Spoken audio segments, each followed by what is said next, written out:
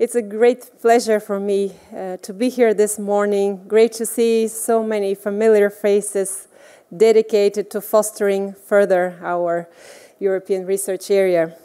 Dear Minister Hanko, dear Balázs, dear Director Sheehan, ladies and gentlemen, indeed, a very warm welcome also from my side for the second day of the ERA conference, both to those here and also to those that are with us online.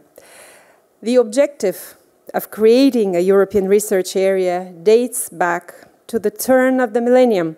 The idea was to make Europe a space where researchers, knowledge, and technologies move freely. This would advance science, but also benefit the economy and the society. Enhancing our scientific and technological base is, I'm sure we all are convinced, crucial for our economic development and also for our competitiveness, for creating jobs and also addressing our common challenges. This required close cooperation with the member states to align policies, regulatory frameworks, and also funding programs, and to open access to top research infrastructures. With 2 million researchers in Europe today, we have a responsibility to create an environment that fosters their careers, provides the best conditions for their work, and also ensures their results benefit our citizens. However, achieving the European research area was not an easy feat. It still is not an easy feat. We are making good progress, but still we know much more remains to be done. In 2020, we renewed our efforts with a new policy framework through the Pact for Research and Innovation and the ERA policy agenda, along with the new governance and the monitoring systems. We needed to reflect the rapidly evolving research and innovation landscape to respond to new needs, such as the green and the digital transitions. And we identified 4 priorities for action. First, investment and reforms. Second, improving access to excellence. Third, translating research and innovation results into the economy. And fourth, further deepening the European research area. What have we achieved? That is, for me, the most important question today. On investment and reforms, we have worked closely with the member states, supporting reforms through instruments such as the cohesion funds, the Recovery and Resilience Facility, and the new innovation agenda. We also facilitated exchanges of experience through the Policy Support Facility. On improving access to excellence, that remains still a very high priority because excellence exists across Europe, but we need to better tap its potential. The European research area must nurture talent everywhere, supporting interdisciplinary collaboration and also mobility across sectors, but also across countries. And Horizon Europe has contributed to this through the widening program, the cost actions, the Maria Sklodowska-Curie actions, as well as also collaborative projects. But still, we have some administrative and legal barriers that persist, so we have to keep up that strong work.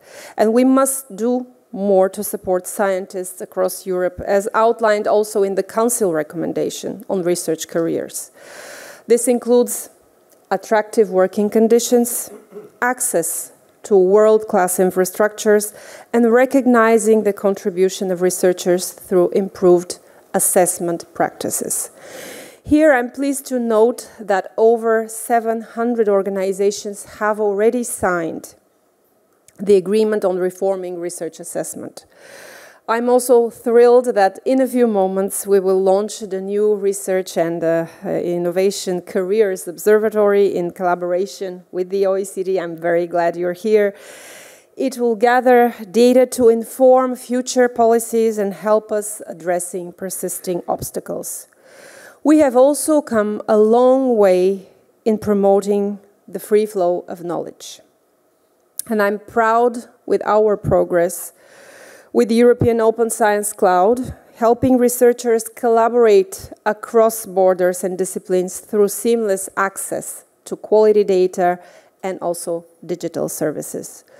Soon we will launch the European Open Science Cloud EU node, offering a full spectrum of scientific tools across Europe and addressing the need for better data sharing. Now, turning research and innovation into economic outcome, that is the area we have made headway, although still here we also have some challenges that remain. The European Innovation Council supports, we know, very, very strongly deep tech innovators, but venture capital in Europe, particularly for scaling up, still trails to the US. So here again, we have some good work ahead of us. In addition, we have also adopted codes of practice on intellectual asset management and standardization. We have some further steps to do to maximize economic returns from our investments, including developing public markets for innovations. And most importantly, you started with that, Katarina, let's talk about funding.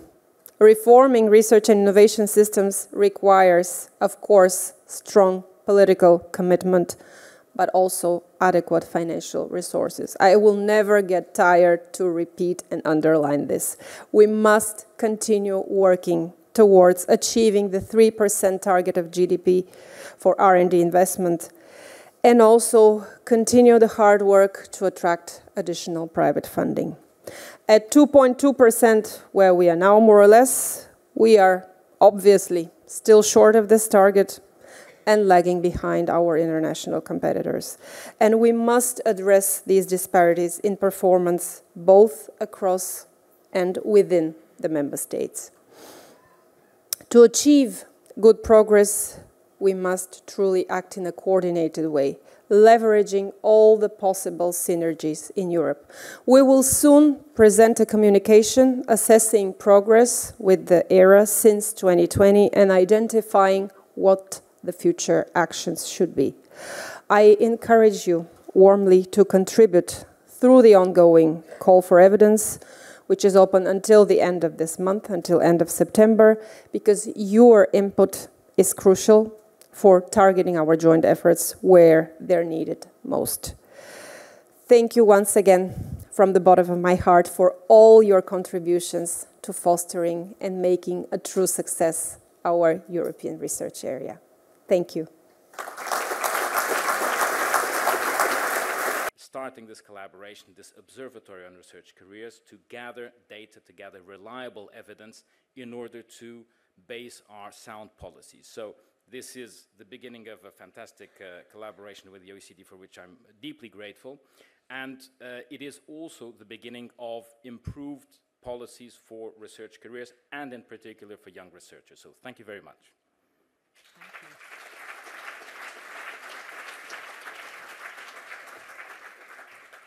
Well, I am also Commissioner and Minister Manuel Aleixo. I'm delighted to also be here with you today and have this opportunity to launch the Research and Innovation Careers Observatory, the ReICO. This joint initiative between the OECD and the European Commission has been a long time in the making, which really reflects the ambition of the effort. I think on both sides and for all of us, this is not so much a project, it is a commitment and an enduring commitment to build the robust infrastructure we need to collect the evidence base that you're describing to help inform good policies to ensure that our research communities and our innovation communities are robust, are thriving, are rewarded in many ways, and that this can inform good policy making across the European Union, across the OECD members, and beyond. We look forward to working with you, continuing our good collaboration to make the ReICO a reality that will inform policy making. Thank you all. Thank you.